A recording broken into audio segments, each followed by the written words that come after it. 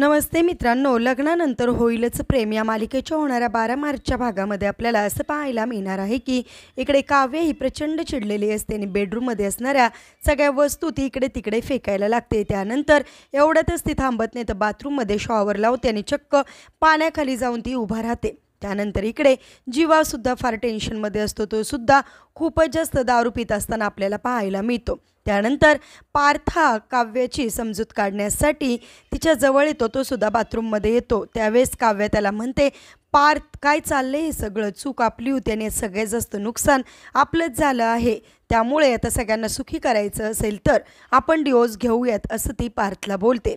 त्यानंतर इकडे मध्यरात्री जीवा हा दारू पिऊन घरी आलेला असतो, त्याचा तोल जातो। त्यावेळेस नंदिनी त्याला सावरते।